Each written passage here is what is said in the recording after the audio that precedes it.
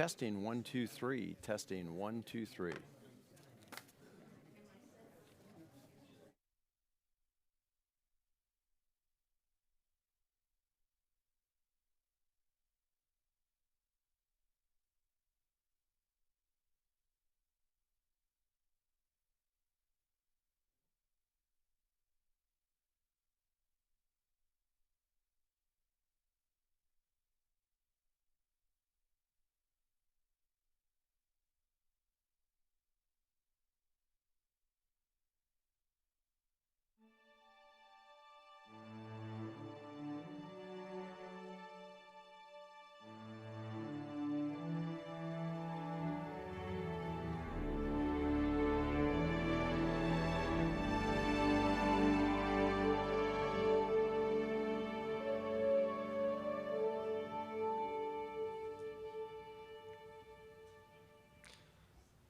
Good evening, and welcome to the Robert J. Dole Institute of Politics at the University of Kansas.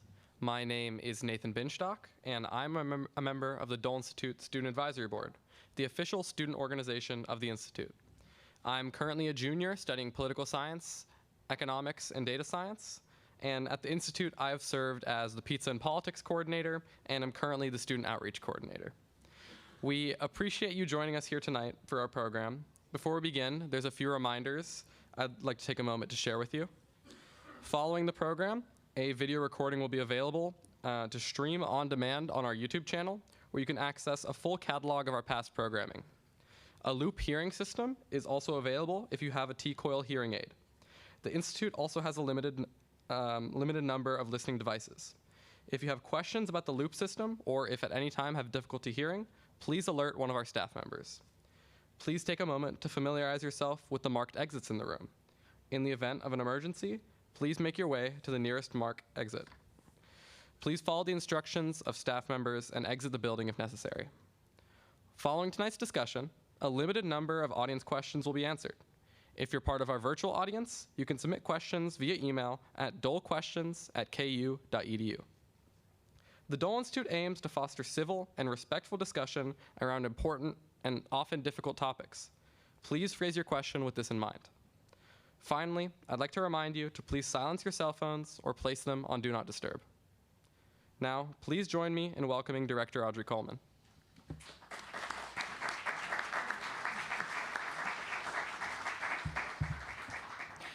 Thank you, Nathan, for that warm introduction. We are so honored that you chose to spend your evening with us here at the Dole Institute. I echo Nathan's welcome. Thanks so much for joining us. For tonight's program, Inside the Electorate, a bipartisan look ahead to the 2026 midterms. This is a timely opportunity for us to host Dole Institute visiting fellow Jerry Seib and his colleagues who represent the Wall Street Journal's new bipartisan polling team. This is their first joint appearance in person, so that is a monument, and we are proud to host that. So thank you, gentlemen. Before I turn it over to Jerry, I have to get my public service message in before I turn it over to Jerry and the conversations that we're all so eagerly anticipating. So come back to the Dole Institute on Wednesday, March 25th at 4 p.m. for the second installment of our Dole Fellows discussion groups. This spring 2026, this discussion group honors the 250th anniversary year of the U.S. Declaration of Independence, and the series is entitled Life, Liberty, and the Pursuit of Happiness, Principles That Built a Nation. Our Dole Fellows are none other than former Kansas State Senator Jeff King and journalist Mark McCormick, and if you missed the first one, get onto our YouTube channel or at doleinstitute.org, and you'll help. They will have helped us answer the question, what does it mean to be united? But at this next event on March 25th, it will be entitled Liberty in a Pluralistic Society. The conversation will examine America's founding ideal and all its contradictions and challenges in our ever-changing society. Our first installment was an incredible, very deep and rich and long-ranging and probing conversation, so I encourage you to come back to the Dole Institute for that discussion or join us online. Finally, For the students in the audience, I know this hasn't escaped your notice.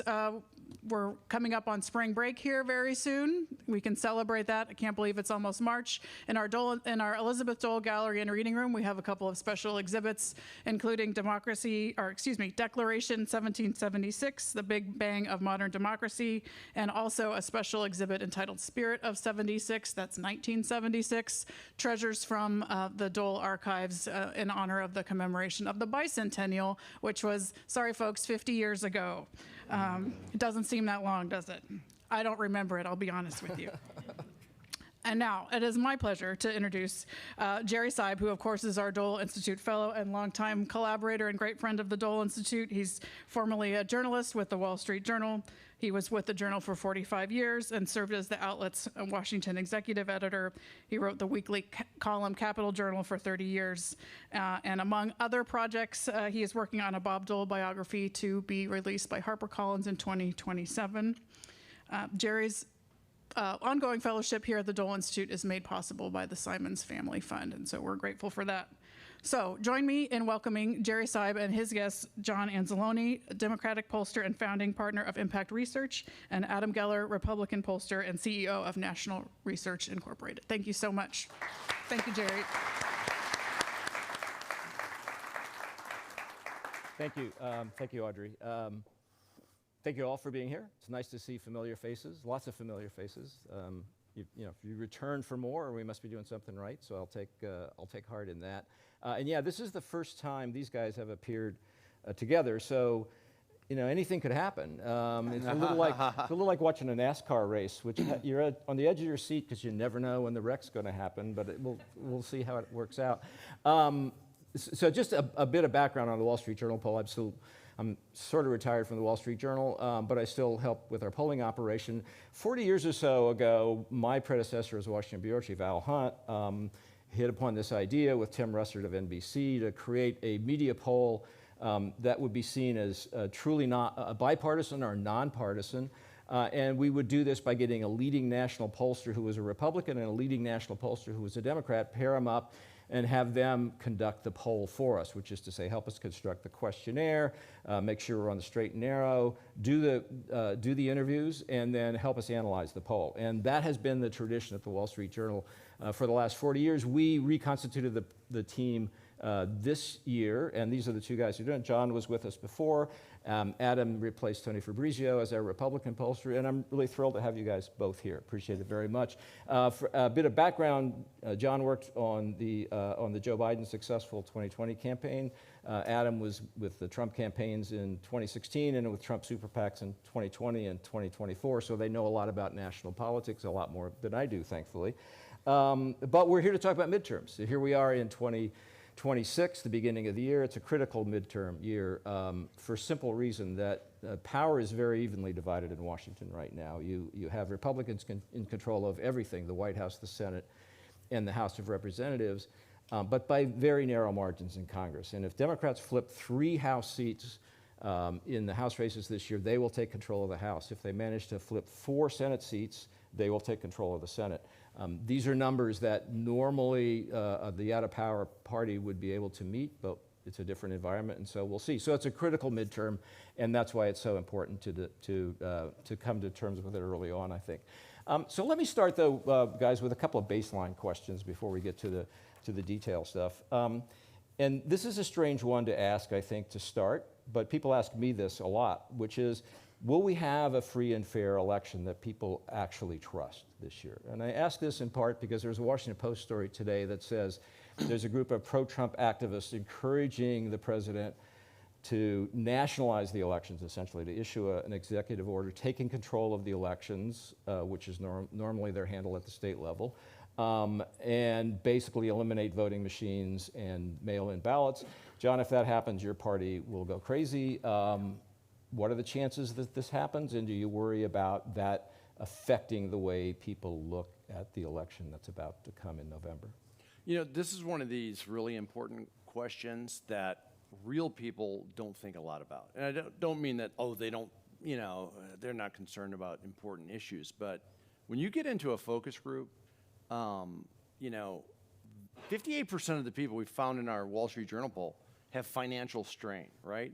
everyone in a focus group can tell you how much groceries cost, how much rent costs, how much healthcare costs. I mean, there's real anxiety.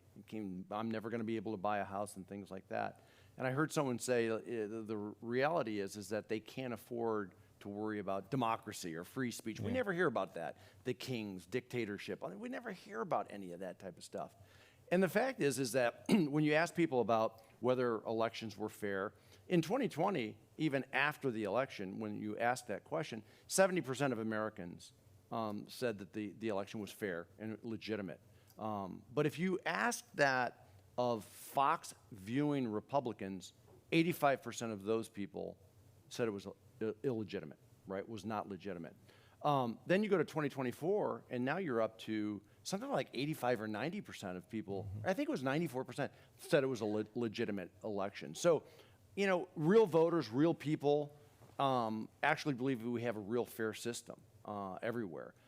There is a small universe of hardcore MAGA Republicans, and I'm not trying to, you know, throw arrows, it's just what you see in the data, who have bought into that, even though, you know, in 2020, for example, or 2020, you know, would you have 60-something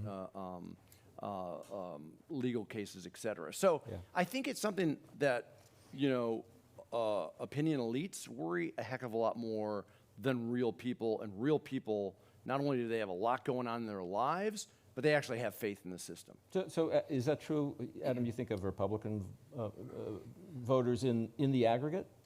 Well, okay.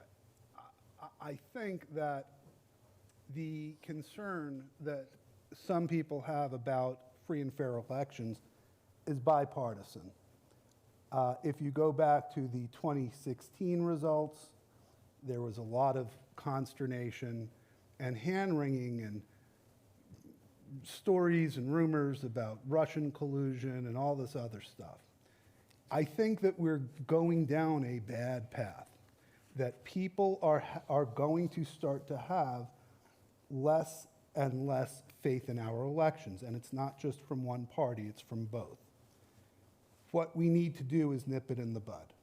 And we have to come up with ways in which, you know, a bipartisan, you know, effort is put forth to give people trust in these elections. It's a little bit scary that depending on who wins, you're hearing from one side or the other. And to the Democrats' credit, and I think John is exactly right on this, we didn't hear it as much in 2024. That is comforting. But after 2016 and after 2020, I have a concern. It doesn't show up in the polling, and John is exactly right about that. People aren't, you know, thinking about it at their kitchen table, right, as we say with the cliche. There's a lot of other sort of lived experiences that they're worrying about right now that we'll get into. But I have to say, there is a concern, and I think that we need to make sure that we don't go down this path where half of the country is not going to accept the results depending on who wins. Yeah, yeah.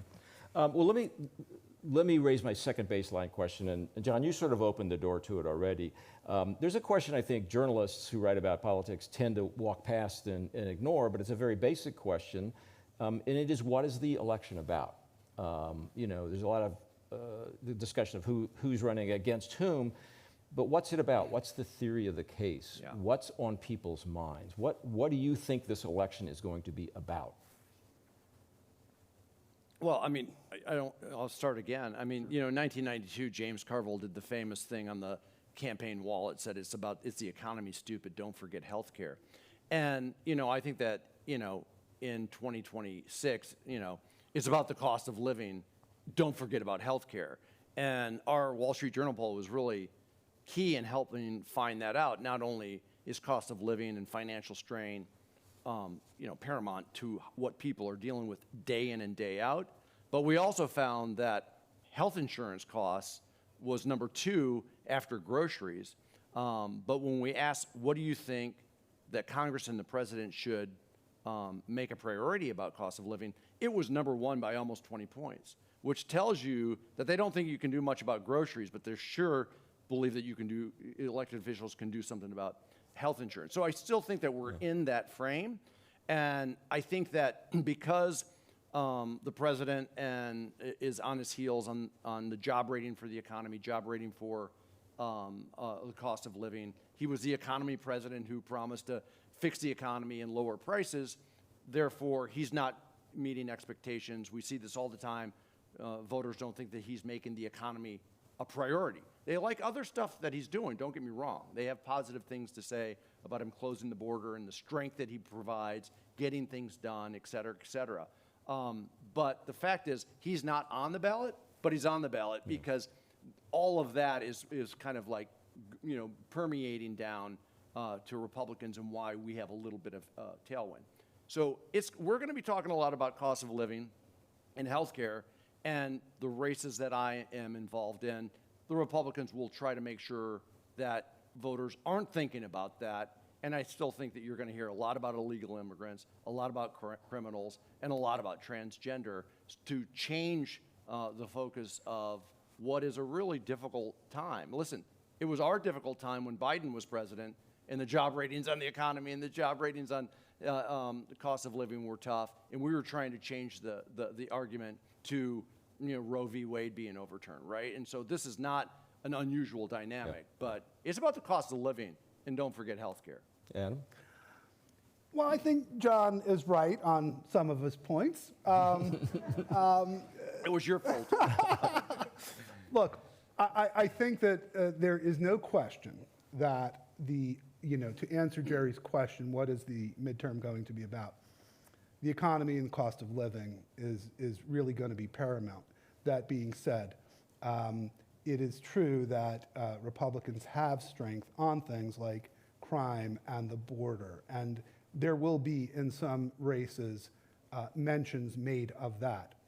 But at the end of the day, when it comes to the economy, what we tell campaigns all the time is that voters don't care about abstract statistics, and they don't care about, you can come up with all this, whatever stat you want. It's about the cost of my groceries. It is about healthcare, and I would also argue it's about the cost of prescription medicine.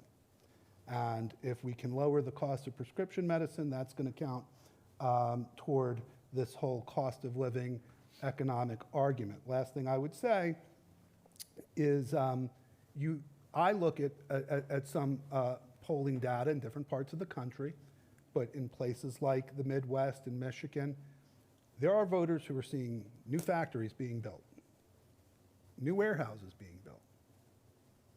And they are optimistic. Now, if you ask them, how is the state of the economy right now? Not so good. How do you feel about the future? I feel better about the future. I feel a little bit more optimistic. So there's a lot of nuance. There's a lot of, we are going to be able to kind of look at it from different angles. But like anything else, it's complicated. But I'll come back to the same point. First and foremost, jobs, economy, cost of living, inflation, and so forth. Last thing I'll say, I know, Jerry, you have a lot of questions, but some of it is going to also come down to, I don't love the economy right now, but then the next question in the poll is, but who do you trust on the economy? Who do you trust on jobs? And that's going to be something that's going to be really the battle for the next few. And right now, what do you think the prevailing answer is to that question? Well, as we saw in our Wall Street Journal poll, Republicans get high percentage numbers on trust when it comes to the border and when it comes to crime. However, there's a small advantage in the Wall Street Journal poll on the economy. So even if you're sour on the economy, Republicans still get a slight advantage. That's going to be a number to watch, because a 5-point advantage in a January poll doesn't mean anything for November. And we know that that's going to be something that's going to be a battle for the next few months. So that's something to keep an eye on, because right now, the advantage that Republicans might have on the economy is not big enough to bank on anything. And it's smaller than it was, but it And it's still smaller exists. than it was. It's much And- smaller than it and was. the reality, going down from the July poll that John did. in April and July, we saw some real substantial movement, quite frankly, on the right direction, wrong direction. Do you think the country's going in the right direction, wrong? And we saw in April, we're talking about 70% negative when Joe Biden, and we saw some movement, and there was some real hope with President Trump in April, and we saw the job rating number on the economy, I think, go to 5 points negative, and that moved. And we saw it in focus groups. Again, the key is, this is the businessman president, the economy president. There were certain expectations, and his biggest strength, being that businessman economy president, is turning into his biggest weakness, right?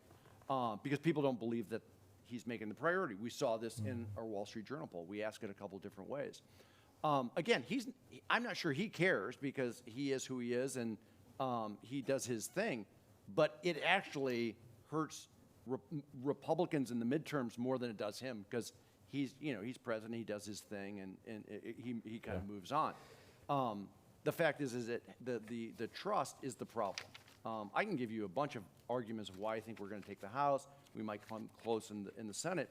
But when I give presentations, the fact is that there's arguments that we have a little bit of tailwind. When I say us, and I mean Democrats.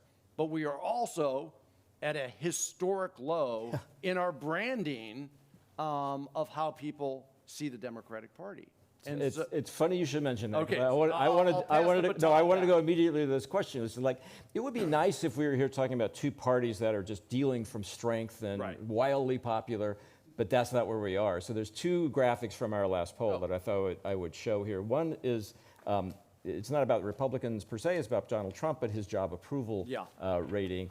And you can see what's happened to the president's job approval rating since he took office in January of 2025. Now, that's Donald Trump. It's not all Republicans, but in a midterm environment, the incumbent president tends to be a surrogate for the whole party. And so that's a troubling picture for your party, Adam. The troubling picture for your party, John, is the next one, right. Which shows the phenomenon that you were just describing. Mark, if you could switch to the favorability of each party. Yeah, so you could see what's happened there to the favorability ratings for Democrats. They're not taking advantage of whatever problems President Trump is having to rehabilitate their own image with voters. So in a way, you have two parties dealing from positions of weakness. But Adam, the question I wanted to pose to you is, how much of this midterm is actually about Donald Trump? Because he is such a dominant figure in our political system right now. Every conversation seems to start and end with Donald Trump. That's normally not the subject of a midterm, but is this election about Donald Trump, or is it about something beyond him? Well, I believe that it is often the case that a midterm election is at least partly a referendum on the sitting president. It just, historically, that's been part of it. But we live in a unique time, and Donald Trump is a unique president. People who love Donald Trump love Donald Trump. People who hate him, hate him. There's very few people in the middle. There are very few people who are persuadable either way. So we have to look at the math, and we have to then make some other calculations. Number one, the memories of the Biden administration and what we'll call Bidenomics, the memories of the past 4 years of the recent 4 years of Joe Biden, will probably in some way or another at least come up in discussions about the economy, in discussions about inflation. Will it stick? That's a good question. We don't know, right? We don't know the extent to which the Biden administration will be part of the equation. The other real then number to look at is, in fact, what Donald Trump's job approval number is as we head into the fall. I would argue that a 45%, mid-40s job approval number is really, in the grand scheme of things, in the hyper-partisan world in which we live right now, is manageable. But just to put that in context, it's more like 41 or 40 or 41. It's going to bounce right up now. and down, but the point that I would make is if we end up at a place, and I'll stop in a minute, but if we end up in a place where it's in the mid-40s, it seems to me that what happens is that takes the Trump factor off of the map a little bit, and now we can look at the individual districts, the individual states, the merits of the candidate, the quality of those candidates, and all those other factors that would be a little bit more localized. So in Yeah, fact, Bill McIntyre, your former Republican colleague, says 45 is the new 50, that in this environment of general cynicism about politics, if you can reach 45% approval, that's equivalent to what, 50%? Yeah. I think Bill McIntyre must have gotten that from me. Yeah, and Jerry, I disagree with that because, first of all, where President one is, everything is about President Trump. Like he sucks the air out of everything in America, including midterm elections. Let's just be clear about that. And on the positive and the negative, by the way, right? He's also sitting on, almost $1 billion worth of money that he can dole out to potential Republican candidates. And so, I mean, it goes both ways. But if you take a look at where Obama was at this time in his second term, and W. Bush in the second term, in terms of job ratings and the number of seats they lost in the House and Senate, it was pretty pretty big. And so we're talking about 3 House seats, right? Yeah. And so it's pretty easy to see us taking 10. We got to literally run the table in the Senate. It's a whole lot more difficult. Not only do we have to protect seats, but then we have to pick up 4 seats. So I get that. But the fact is that we have a tailwind. Our problem is our branding. Historically low, not even 40%. And therefore, the generic ballot, the simple question, you're more likely to vote for a Democrat or Republican. We had it at 4 points advantage for a Democrat. At this time, in 17 in 2017, 2018, we had an 8 or 10 point advantage, right?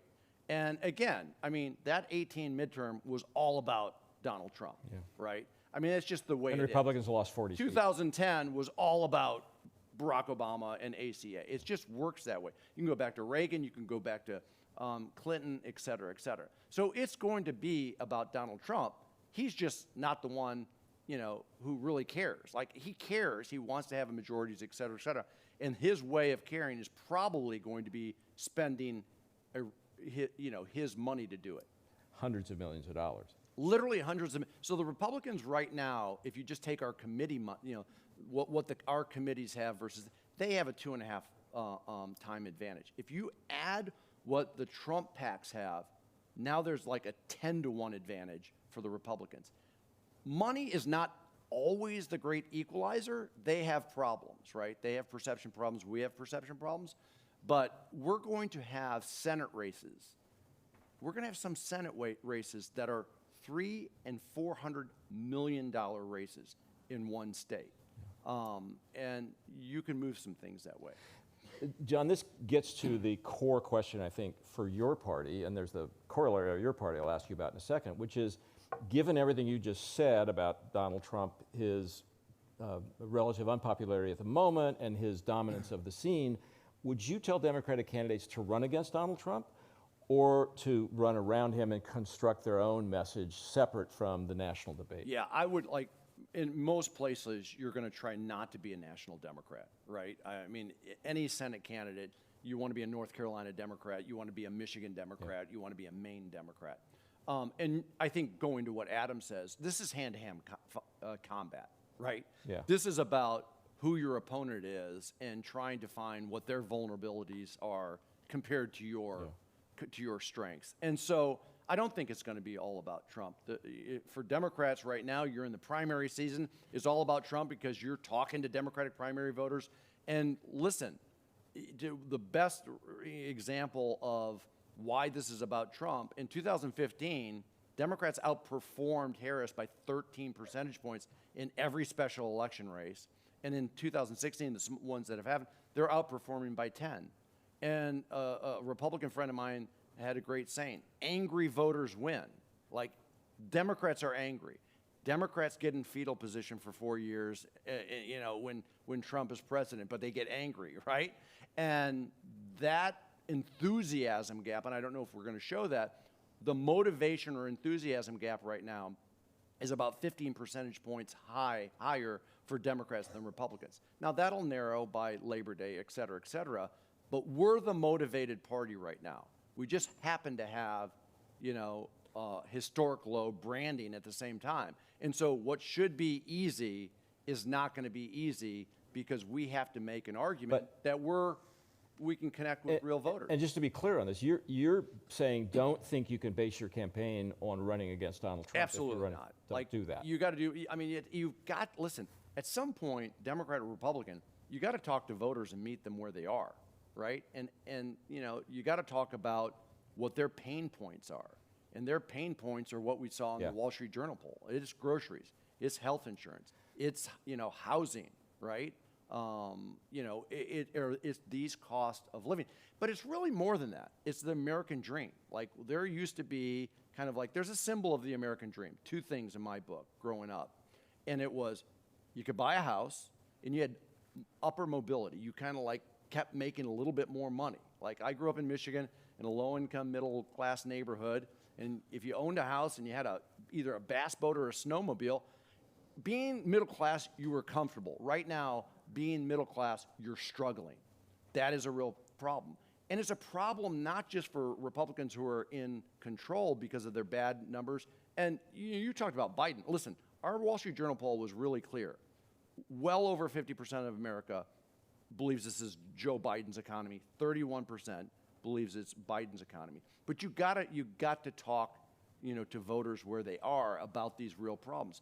And so Republicans have a problem because they're in control, and the job rating on the economy is terrible. We have a problem because, voters no longer believe that Democrats are for the working people. Yeah. Pox on both houses. So, Adam, the flip side of some of what John has said is the reality that there has never been a politician in our lifetimes who has the core of loyal support, not just loyal, I would say passionate support that Donald Trump has. It's unshakable. I think we can all agree on that. The question is, how valuable is that to a run-of-the-mill Republican candidate in 2026? In other words, is it transferable from passionate loyalty to Donald Trump to a vote for your House campaign in November? Well, that is really the million-dollar question, right? That is one of the fundamental, I think, tactical points that a lot of the campaigns are going to really work on, which is how you can transfer some of those incredibly loyal Trump voters to vote in a midterm for a Republican candidate who is not named Donald Trump. That is one of the fundamental challenges that we are going to face because there is an unshakable quality to some of the president's support. And to put a finer point on something that John said, and I happen to agree with it, but think about the fundamental realignment that we've seen since 2016. Many of us in this room can remember when the Republican Party was seen as the party of the rich and the wealthy, the party of the elite. And the Democrats were the party of the working people, right? The blue-collar workers. And to some extent, to a large extent, Donald Trump flipped that on its head. And so those very blue-collar workers, those working-class people, that loyal Donald Trump voter in some of these battleground states, that is a fundamental target for these Republican campaigns. Some of those voters only vote for Donald Trump. The question is will they come out in a midterm with Donald Trump's messaging and communications to them to do that very thing. Last point, and it goes back to something John said. Think of the uniqueness of the world in which we're living and the elections that we are facing. On the one hand, you have a president whose job approval is, call it 45%, maybe 41%. In another time, that would have been enough for the Democrats to run on, to run against the president. But to John's point, and I completely agree with him, he's saying that the Democrats shouldn't do that it should be hand-to-hand in these local states, and he's right because of the pushback and because of, in my opinion, and this is only my opinion, I'm not saying this is John's opinion, but because of the 4 years of the Biden administration and the low brand ratings, as we'll call them, of the Democratic Party, they're a little bit between a rock and a hard place. It's going to be a little bit of a balancing act. And so between the sort of realignment of working class and upper class voters and the fact that the president might have this low job approval rating and yet might not be the greatest thing to campaign on, this is a really unique midterm. Like, you can throw out all the rules that you thought about how midterms work, because I think we're really kind of in new ground here. So the other thing that Donald Trump did, or at least started to do in 2024, in terms of eroding the old Democratic coalition, was start to pull out some African-American voters and some Hispanic voters. But if you look at the special elections that have happened since 2024, and you referred to them a minute ago, John, there's some signs that process may be reversing itself, that those African-American and Hispanic voters may be drifting back home to the Democratic Party. Is that how you see it? And I want you to... That is absolutely how you see it. If you look at some of the special elections, I'm thinking of the one in Texas. I'm sure that there are many others, but between the sort of drift that we have seen, whether it is political in nature or just a fundamental factor of the difference in intensity and anger. Which subsets of these voters are showing up in these elections? John said it, the angry ones, the motivated ones. And so this motivation is a big deal when it comes to that. Although I think in your home state of New Jersey is a really good example where you had the governor's race. So you get the high turnout. I mean, governor's races are pretty high turnout.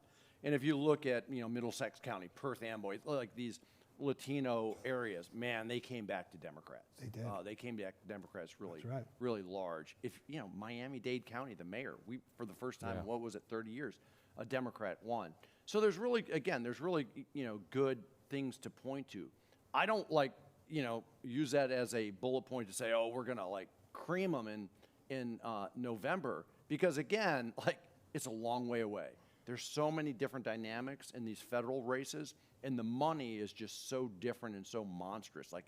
It's crazy. And that's why I say it becomes hand-to-hand combat. I mean, it really does. But we have a tailwind. I don't think anyone, even a Republican, will tell you that we don't have a tailwind. Is that tailwind a 4 out of 10 or 8 out of 10? In 2018, it was an 8. Yeah. Right now, it kind of feels like a 4, and depending on where you are, that's going to vary. I mean, North Carolina is a purple state, right? And we haven't won since 2008. I hate to bring that up, being at the Dole Institute. Kay Hagan won. That's a long time to not have a statewide federal office. Yeah. Now, we've won the governorship 3 times in a row. So it's truly a purple state, right? But man, how you talk about things in a purple state or how you talk about Trump is a lot different than if you're, in Illinois, right? Yeah. And so again, all these races are going to be really unique. Yeah.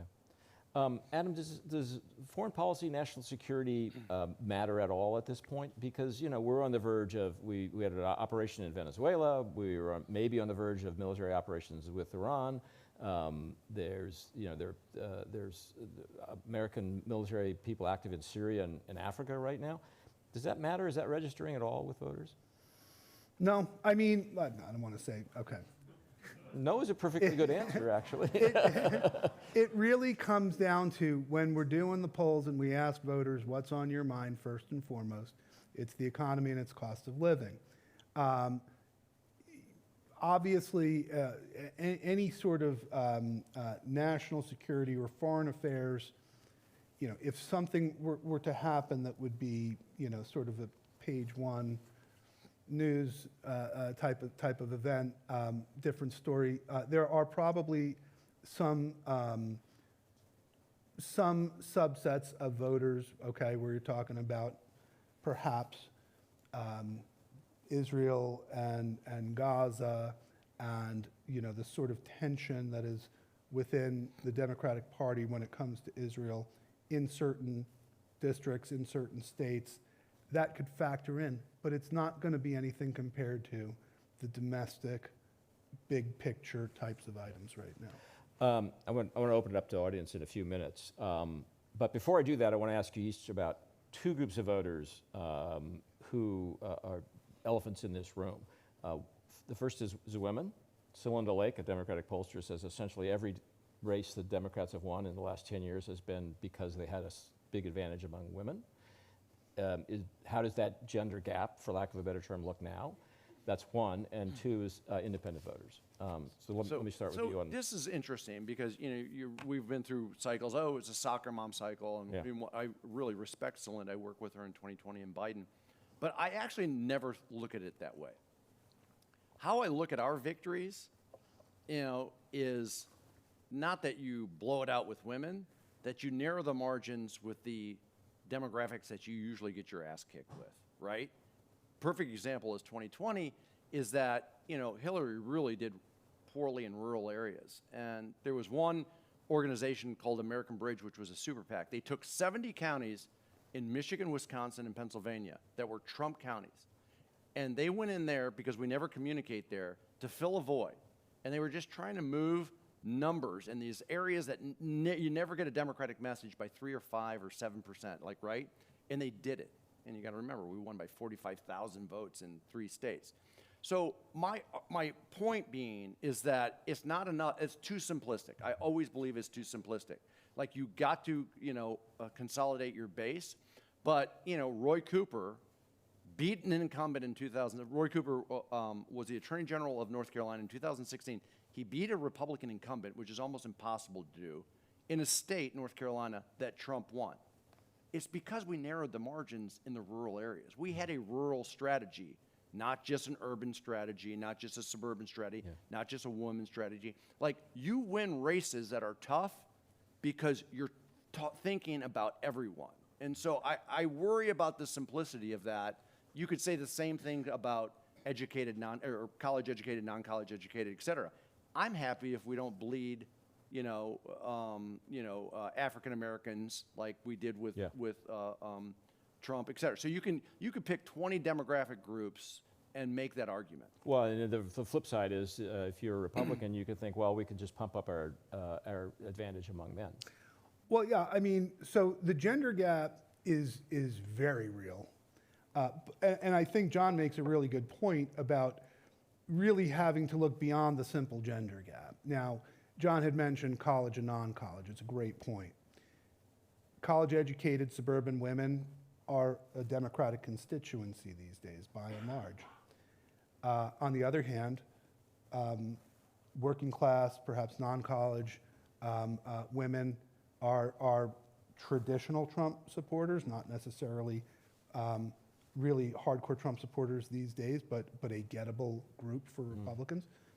To Jerry's question, the reverse of the gender gap is always true. Instead of focusing on the struggles with women, a Republican campaign can also focus on the strength among men.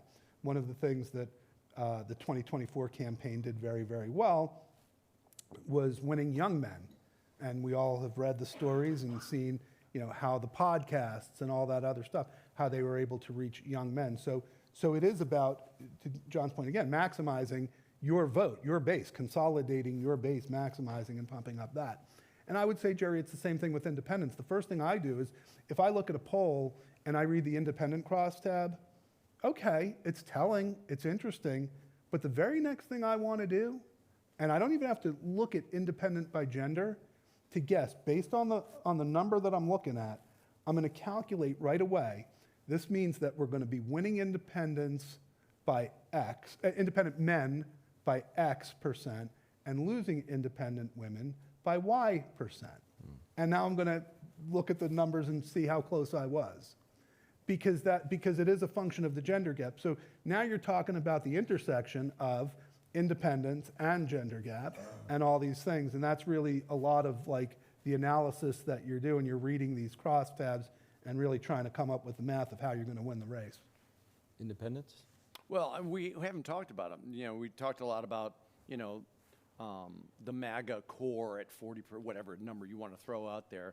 But the fact is that, we did see presidential races in 16, 2024 go back and forth. That wasn't just because, the MAGA people showed up in strength. It was because independents, even if it was a small sliver, go back and forth. I mean, you still need a persuadable universe of independents, whatever you want to call them, swing voters, independents, et cetera. And who wins them usually wins the election. Now, it does depend on, is your base coming out and all that type of stuff. But the fact is that they're a real universe, and they tend to be under the age of 50. They're disproportionately white, but there's a decent universe of Hispanics and Latinos. They tend to be, more non-college educated. But that's simplistic, too, because they can be service-oriented and have good incomes, as we've, talked about. But the fact is that, undecided voters usually decide close races. Yeah. Before I open to the audience, I'm not going to ask you guys to predict elections per se, but I'm going to come close here. So if we're talking about control of the Senate, and as you said, John, that's a long path for Democrats to get there. But it basically runs through the states of Michigan, Georgia, and New Hampshire, where Democrats would have to hold on to seats. And then they'd have to flip Maine, North Carolina, Ohio, and Alaska, some combination of those, probably. And we frame this in terms of what Democrats can do, because that's the question on the table. Yeah. Give me your rundown of the odds in those states. It's funny because it's kind of crazy, but I really think that Senate control could go through Alaska. If you have Dan Sullivan, a Republican, a little bit underwater in his job rating, not a lot, but a little bit, and the Democrat Mary Peltola, who's a former congressman, really popular, and most of the polls have had her up a couple points. That's not something you usually think about, like Alaska, because if you ever polled it, it's a hard place to poll. Mm-hmm. It's truly like the frontier and pioneer. It's if you ever watch cable and watch these Alaska things, it's a different place. And so, but it really could be where the Senate goes through. And then you have this crazy primary on both the Democrat and Republican side in Texas. On the Democratic side, you have this moderate, catch lightning in the bottom, James Tallarico against African-American female Jamie Crockett. And on the Republican side, you have an incumbent Republican who's just not going to win, and he's running against the Attorney General and a congressman. And it goes to a runoff. And so if it's Tallarico, the moderate, and Paxton, who has all these problems, the Attorney General, it could actually be in play for the first time in a long time. This is Democrats and Lucy in the football. Democrats don't. Democrats play this game in places like Ohio, Jerry, and Iowa, where we've had our heart broken. We haven't for 20 years thought we were going to win in Texas. Yeah. My point is a little bit of this. Whether you win or lose, if James Tallarico is the nominee and Paxton is a Republican nominee, the Republicans are going to have to go in there and spend $200 million that they're not spending somewhere else. Yeah. That's a big deal. We do it all the time, don't we, Adam? Like, you're just hoping that they're going to have to waste money in a state so you can then No, that's true. It is. Texas is really expensive. John's point is right. It's well taken, and it really comes down to, in some of these states, who's the nominee? Yeah. Okay, because you can make an argument, I would make an argument that in Michigan, I like our chances in Michigan, but I like our chances a whole lot better if the Democratic nominee ends up being the far left progressive candidate, right? Because that's just not Michigan. Same thing in Maine, right? Who's going to be the Democratic nominee? So some of it's a little bit early, but I think it's just lining up where It's going to be a battle. I'm a little bit more bullish on the Republicans' ability to hold the Senate, but I couldn't give you a number right now because I don't know who the Democratic nominees are going to be in a lot of these. You know, it's a oddly comforting thought that candidates matter still, so that's a good thing to hear. Oh, they sure do.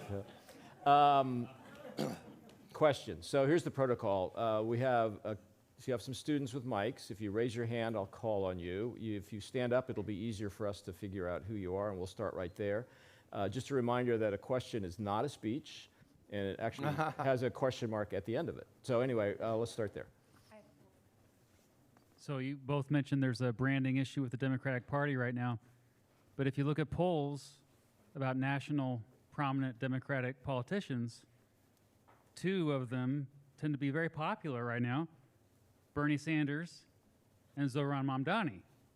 So is that an indication to the Democratic Party that maybe that's how we need to change the branding? Yes, absolutely. Yeah, right. Your fondest dream, Adam. We're gonna have all these we're gonna have all these primaries. I'm glad you brought up Mamdani because I love this guy. I don't know if you've seen him over since he's been mayor. Everything that he puts out is transactional politics. Like he's talking like literally about snow plowing, about kids, everything he does. He ran a race on the cost of living of groceries, transportation, and housing. He was the best economic messenger. He didn't run as a Democratic Socialist. He ran about fixing problems. He understood messaging. He was a good-looking guy, dynamic, et cetera, always had a business suit on, et cetera. So I wouldn't look at the personality and the message, and this, by the way, it's New York City. What I would do is what Adam says. Go to these primaries. You know, again, Democrats get really pragmatic when they're out of office. And Michigan is the perfect example. You have, Haley Stevens, who would be considered the moderate, and then you have two progressives, right? Two liberals. I wouldn't use the word progressive. And, who the nominee is will matter about whether Rogers, who's the Republican and lost by 0.3 of 1% just two or 4 years ago. So, the primaries are going to answer your question, right? The fact is that Bernie Sanders ran for president twice. And Democratic primary voters, who everyone likes to believe are liberal, really aren't as liberal as you think about it. Democratic primary voters aren't an AOC caucus, and that's not. She has a great following, and she means a lot, and she's an important voice. But they're more moderate than you think. And the fact is that again, people picked Joe Biden in 2020. Even though there were progressives and liberals in the race, because they thought he could beat Trump. And that's how I think Democrats and Republican primary voters, when they're out of power, they think more pragmatically than ideologically. Yeah. Other questions? We'll go back there.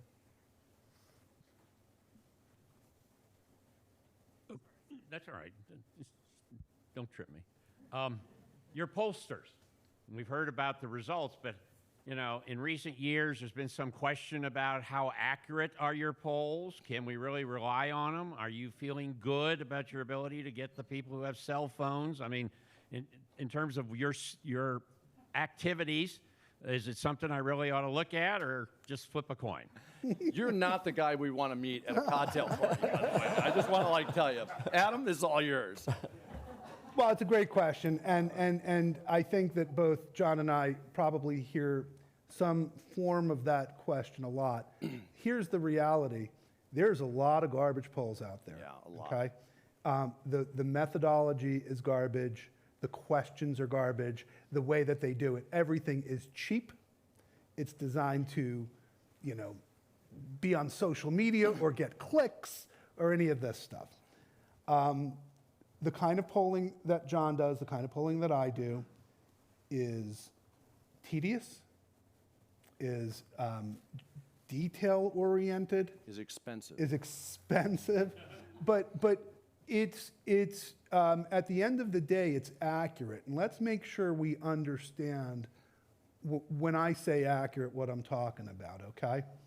Because a lot of times people say, What's the horse race number? What's the ballot? Oh, you guys were off by, whatever percent. Our job, when we get a poll back, I'm going to tell you, John will ask a ballot question in his survey. It'll be interesting, but it won't be the most important question. The most important questions that he'll have in his surveys are testing messages, testing thematics, testing strategy, all these other things, because as soon as John gets that poll back, the first thing he wants to do is take whatever ballot number that is and make it better for his client.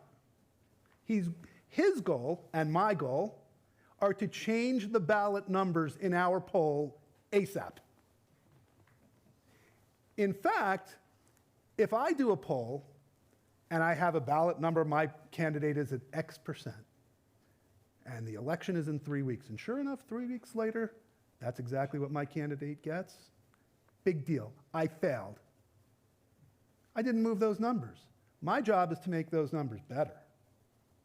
My job as part of the campaign is to tell the media team, the communications team, the social media team, and all those other folks what we have to do. And if that number doesn't move, hey, great, my poll was accurate, and my candidate didn't move those numbers. We didn't move the needle. And if I could take a point of personal privilege, because this is important, and I want to thank Jerry, because you put together the bipartisan poll for the Wall Street Journal, and you're still heavily involved. And the reason was because there were so many inferior polls at the public level. And the Wall Street Journal was committed to not only bring in a bipartisan team, so we had a great checks and balance, but also a really good collaborative work effort, but they were willing to spend the money to do it the right way. And polling is really expensive to get hard-to-reach voters. And when we say multimodal way, it means getting people differently. Mm-hmm. You know, you may answer your phone at the cell phone, but guess what? We may have to text him, and he'll go do it on his own, et cetera, et cetera.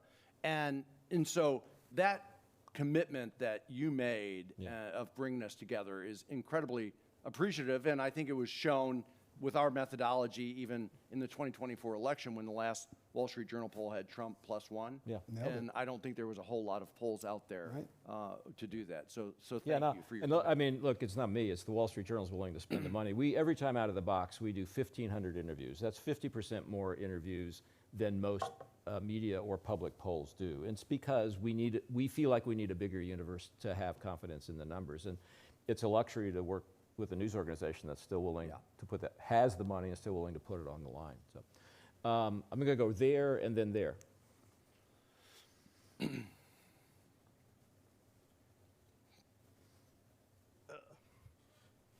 thank you for coming. Hey, Will, how are you doing?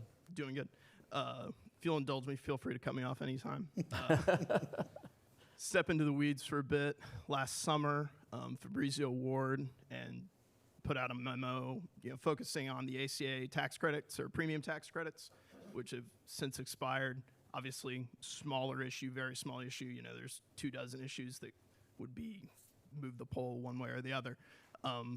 Now that this has expired, is this something that's worth it for Republicans to come back and take a look at? The White House never really made a decision one way or the other what its stance on it was. If it is that something where it's better for Republicans just to kind of spike the issue, make it go away, not talk it up?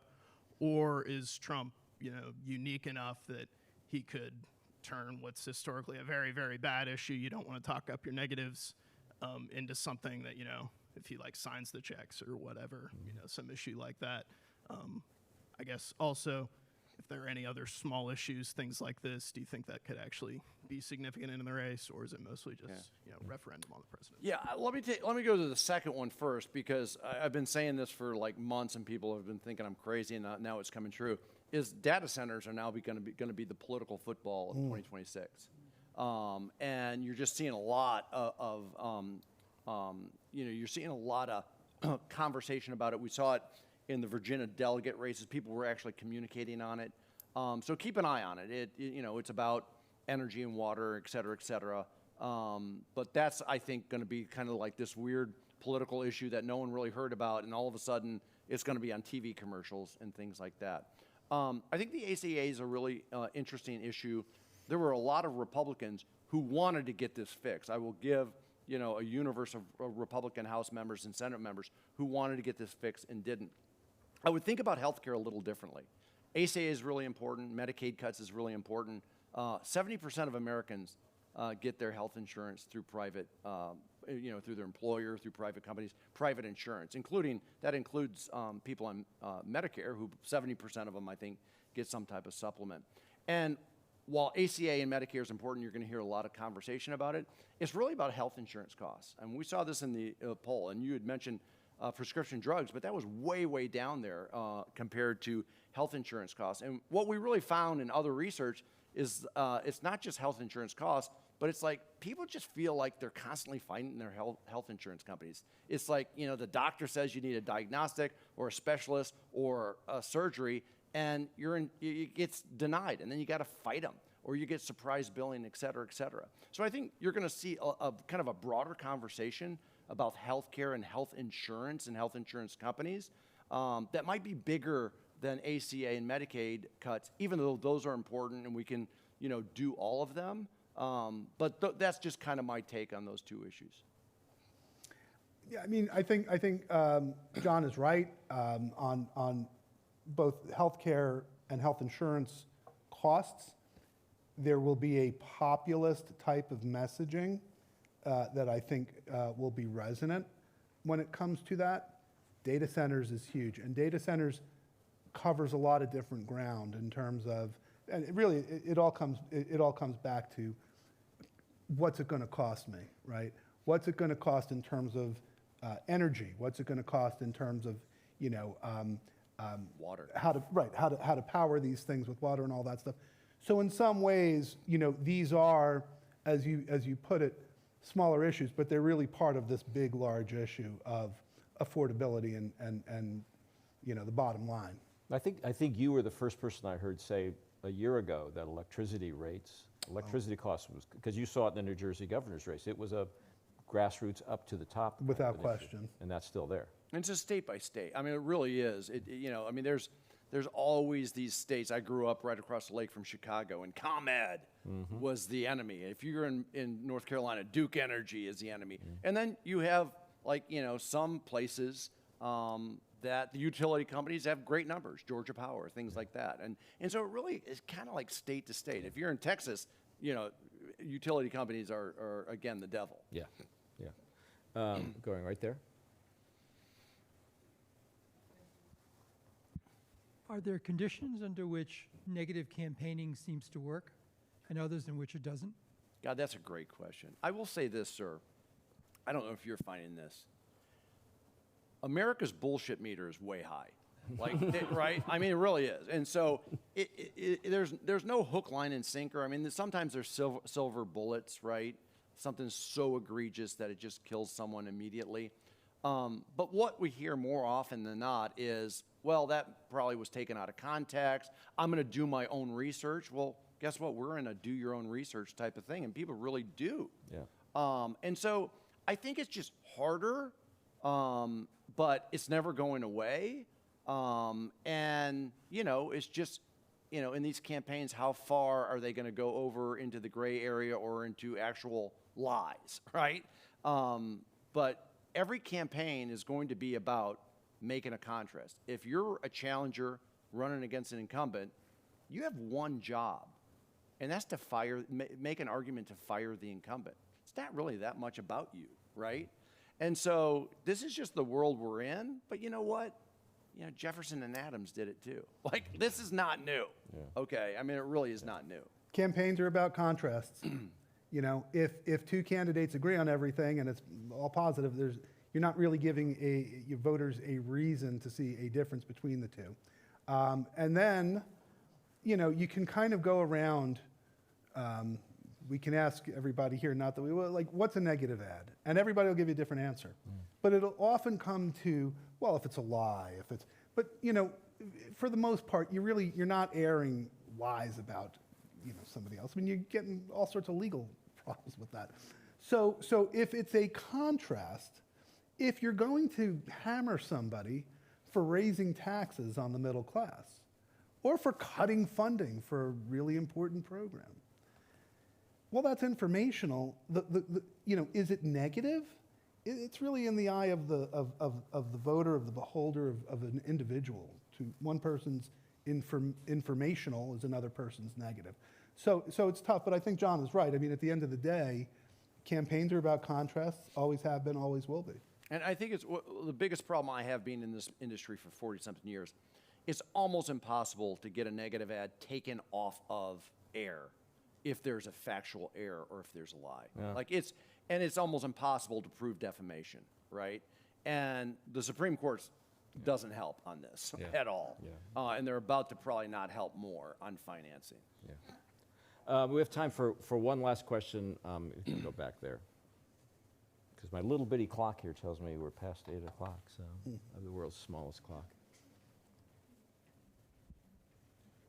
We would like to thank you very much for sharing some of your time with us. We really appreciate it. Thank you for having us. I would like to ask all three of you what you feel is the actual possibility of Trump nationalizing our elections, or is this just more Trump bluster? I think it's zero. I mean, at the end of the day, the courts, right? I mean, whether you were in, George Wallace's time, the courts beat him down, and I just think that the courts are going to prevail on this issue. I think John's right. I think it's going to come to the courts.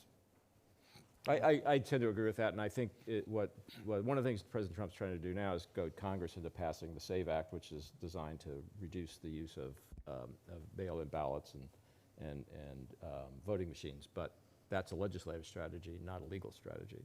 So, I mean, I do think it is interesting how the courts are slow and the process is unwieldy, but at the end of the day, they're being, I think President Trump said today, I got to listen to the courts. I mean, so even he says that. Yeah. So, listen, we got through the NASCAR race, and it was flying colors, and it was great. I want to thank you guys for being here and sharing with us. Thank it you. Really means a lot to us, and I thank you all for coming out.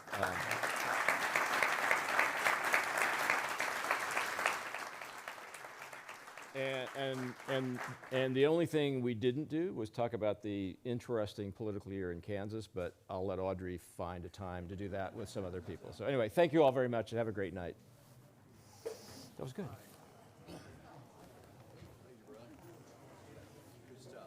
That was really good. Thank you, guys. Thanks. I appreciate it.